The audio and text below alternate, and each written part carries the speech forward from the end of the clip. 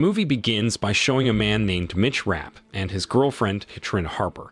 They were having a lovely vacation in Ibiza, Spain. Mitch had been with Katrina for a long time, and he had a special plan in mind. He wanted to propose to Katrina, and he had a unique ring that he wore as a necklace pendant to do it. Mitch was so happy, capturing their beautiful moments together on the sunny beach. He couldn't wait to ask the love of his life to marry him. After making his heartfelt proposal, Mitch decided to treat both of them to some drinks to celebrate. But suddenly, their happiness turned into a nightmare. Out of nowhere, a group of terrorists burst onto the scene, shooting at innocent people without any reason. Mitch got injured, and tragically, Katrina lost her life in the chaos. Fast forward to 18 months later, Mitch was consumed by a burning desire for revenge. He had dedicated himself to intense training in martial arts and sharpshooting. Not only that, but he also managed to uncover the identity of the terrorist group responsible for Katrina's death. Determined to make them pay for what they had done, Mitch took it upon himself to contact the terrorists. He did whatever it took to get accepted into their group, all with the sole purpose of avenging the loss of his beloved Katrina. Mitch succeeded in getting in touch with a man named Adnan, who happened to be the leader of a terrorist group. Mitch wanted to make Adnan believe that he really hated the United States and was eager to join their group. While practicing and preparing for his mission of revenge, Mitch found it hard to control his emotions. During a sparring match, he almost seriously hurt his opponent. What he didn't know was that the CIA had been keeping an eye on him, especially after he made contact with Adnan, who was a target of the CIA too. Later on, Mitch reconnected with Adnan, and Adnan started to ask him many questions to test how sincere he was. After some convincing, Mitch finally managed to persuade Adnan, and he received an invitation to meet him in person in Libya. Finally, when Mitch met Adnan and was all set to seek revenge for the death of his beloved, something unexpected happened. Their hiding spot was suddenly attacked by a team of special forces from the United States. Sadly, Adnan lost his life in the attack. Mitch felt furious because he couldn't take his revenge on Adnan himself. So he channeled his anger by repeatedly stabbing one of the terrorists who had perished in the ambush, until U.S. troops pulled him away from the scene. Later, in a CIA facility, Mitch faced intense questioning about his very daring actions. He had entered the dangerous terrorist hideout without proper preparation. Mitch explained that he had been preparing for a long time because he was determined to seek vengeance. When it seemed like he might face punishment for his recklessness, Mitch defended himself by pointing out that he had achieved something no CIA agent or Special Forces agent had done before, locating the terrorists' hideout and meeting their leader. As a result, Mitch had to go through 30 days of debriefing. After all the events, Mitch got a chance from the CIA deputy director, a lady named Irene Kennedy. She offered him an opportunity to be a part of a secretive unit called Orion. Irene introduced Mitch to the head of Orion, Stan Hurley, who was a former Navy SEAL and a veteran from the Cold War. Stan's job was to teach Mitch and other potential recruits about fighting in unconventional ways. Even though Mitch had achieved a lot in finding and infiltrating dangerous terrorist bases, Stan reminded him that his accomplishments didn't automatically mean he'd become part of the team. Mitch, always determined, challenged Stan to start training him right away so Stan could see for himself if Mitch was worthy of being on the team or not. As Stan Hurley began his training sessions with the whole team, including Mitch, he taught them the right way to fight in a secretive operation unit to ensure mission success. Stan then asked Mitch to spar with Victor, one of his recruits, and Mitch managed to defeat him. Stan didn't just focus on physical skills. He also stressed the importance of being alert and vigilant during missions. He emphasized controlling emotions while on a mission. Stan gave Mitch and the rest of the team a task. They had to eliminate specific targets without harming innocent people. If they went after the wrong targets, they'd receive electric shocks. When Mitch saw a picture of Adnan, he couldn't control his anger and continued attacking, even though Adnan wasn't his assigned target. Despite the pain from the electric shocks, Mitch didn't stop until he took down Adnan. Stan and Irene, who were observing Mitch, seemed a bit disappointed but also impressed by his determination. Next, the story takes us to a different place. Irene and some important U.S. officials paid a visit to the Iranian embassy in London. They're there to ask about stolen plutonium-type nuclear material that was taken from a Russian nuclear facility that was no longer in use. It seems like this nuclear stuff might be linked to Iranian hardliners who are unhappy with the nuclear deal between Iran and the United States. However, Minister Behrouz, representing Iran, denies any involvement in the theft or trading of nuclear materials. Meanwhile, in Poland, it looks like some Russians are trying to sell plutonium nuclear material to a guy known as Ghost. When the police notice their suspicious-looking van, they approach and start questioning Ghost. But when the officers insist on searching the van, Ghost kills them, as well as the Russians, and then quickly disappears into the crowd. Back in Virginia, Stan Hurley came across a news report about the incident in Poland.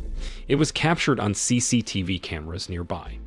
To his surprise, Hurley recognized the person responsible as Ghost, a former Navy SEAL and Orion member who was believed to have died in a mission years ago. Realizing that his former trainee was now involved in trading plutonium nuclear material, Hurley wasted no time. He met with Irene and she assigned Hurley and his team to go to Istanbul, Turkey. Their mission was to stop the nuclear material deal planned by Ghost and an Iranian man named Sharif. Hurley, Mitch, and Victor headed to Istanbul for their mission. There, they met a female agent named Annika, who would be assisting them. While Mitch and Annika were keeping an eye on Sharif and his henchman Camille, Mitch suddenly stood up and bumped into Camille, acting like it was an accident. Hurley and the team then came up with a plan to stop Ghost's transaction. Hurley's job was to disable the military official overseeing Sharif's orders. Mitch and Victor were supposed to track Sharif and find Ghost, but when Ghost spotted Victor, he realized he was an Orion team member. Ghost fatally stabbed Victor and escaped along with Sharif. With Victor gone and their mission failing, Hurley called off the operation and ordered Mitch to come back. But Mitch didn't listen and went after Sharif. When Mitch lost track of Sharif, he took matters into his own hands. He confronted Sharif's assistant, Camille, and made him reveal where Sharif was hiding. Camille led Mitch to Sharif's apartment, where Mitch managed to defeat Sharif's men and ultimately shot and killed Sharif. He also took Sharif's laptop. Even though Mitch had accomplished one of their mission goals by eliminating Sharif, Stan Hurley didn't exactly praise him. Hurley thought Mitch acted impulsively and could put the entire mission and many lives at risk, but Mitch didn't seem to pay much attention to his superior's caution. Shortly after, Iron met with them and ordered them to continue the mission. Ghost had acquired the plutonium and intended to assemble it into a working nuclear weapon. However, Ghost couldn't do it alone. He needed a skilled physicist to help him. The information led Hurley and his team to Rome, where they identified nuclear physicists who were being pressured by Ghost to turn the plutonium into a functional nuclear weapon. In Rome, Mitch made a surprising discovery about his colleague, Annika. He found out that she was actually a foreign agent working for Iran. She explained that she was part of the mainstream Iranian group, which was trying to prevent the hardliners from getting their hands on nuclear materials. Meanwhile, in another location, Minister Behrouz was having a meeting with Ghost. It became clear that Minister Behrouz had joined forces with Ghost to create nuclear weapons for an attack on the United States. The story then shifts to Stan Hurley, who met with an old friend, a former agent named Ashani. Ashani started to reveal Minister Behrouz's involvement as the mastermind behind everything. But just as he was about to share more information with Hurley, a gunshot rang out, and Ashani was instantly killed. Ghost had fired the shot and then captured Hurley. After taking Stan Hurley to his hideout, Ghost had dark intentions. He planned to torture Hurley physically and mentally, and force him to witness the destruction of the United States military. Ghost then revealed his motivation for all of this. He wanted revenge because he felt deeply hurt by his dishonorable discharge from the military, even though he had risked his life defending his country. But revenge wasn't the only reason. Ghost confessed that he was doing this work for the money. Hearing this, Hurley was furious. He couldn't believe his former student had become a terrorist who cared more about money than the safety of others. Meanwhile, Mitch was shocked to learn that Hurley had been captured by Ghost. Irene ordered Mitch to return to the United States, because the mission was canceled after Hurley's capture. She planned to send special forces to complete the mission. However, Mitch was determined to continue the mission and decided to rescue Hurley. At the CIA safe house in Rome, Annika was being observed by two Mossad agents when Mitch arrived to intervene. He managed to free Annika. Mitch and Annika then joined forces to locate Ghost's underground base where he was building nuclear weapons. Meanwhile, Irene and her team were aware that Mitch was collaborating with Annika to complete the mission. They instructed the special forces to stay vigilant and follow Mitch's orders. On the other side of the story, Ghost was torturing Hurley, cruelly pulling out his nails one by one, all the while demanding information about his team. Hurley remained resilient and refused to divulge anything.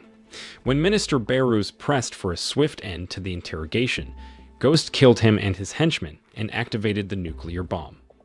After sneaking into the tunnel, Mitch and Annika decided to split up. Annika would enter first, while Mitch took care of Ghost's henchmen outside. Although Mitch could handle them easily, being alone against a large group was challenging. Fortunately, Irene swiftly dispatched special forces to help him. Mitch eventually located and rescued the seriously injured Hurley. However, Hurley urged him to go after Ghost and stop him from detonating the nuclear bomb. Unexpectedly, Ghost captured Annika and used her as a hostage. Annika made a brave sacrifice by using Ghost's weapon to end her own life, hoping to give Mitch an opportunity to kill Ghost. Sadly, Ghost managed to escape and boarded a boat with his nuclear bomb. Following their conversation, Hurley concluded that Ghost intended to carry out a kamikaze attack on the U.S. Navy's Sixth Fleet. Mitch immediately pursued Ghost's boat, and the Sixth Fleet, alerted through CIA channels, prepared for the impending nuclear threat. After a fierce battle, Mitch finally managed to eliminate Ghost. He then worked to change the boat's course away from the Sixth Fleet to shield it from the explosion. Mitch threw the nuclear weapon into the sea and made his escape in a Navy rescue helicopter that Irene had sent to save Hurley. Moments later, the device detonated, causing a massive sinkhole and a huge tsunami that hit the Sixth Fleet. Miraculously, everyone in the fleet survived the explosion. After recovering from his injuries, Hurley kept it a secret from Irene that Mitch was on vacation in Dubai. When Irene asked about Mitch's location, Hurley didn't reveal the truth. Instead, they both watched a TV broadcast announcing that the Iranian faction that had attempted to get nuclear weapons would win the presidential election and blamed the CIA for the nuclear attack. Meanwhile, in Dubai, the newly elected Iranian presidential candidate and his bodyguard stepped into an elevator where Mitch was already present, offering them a friendly smile.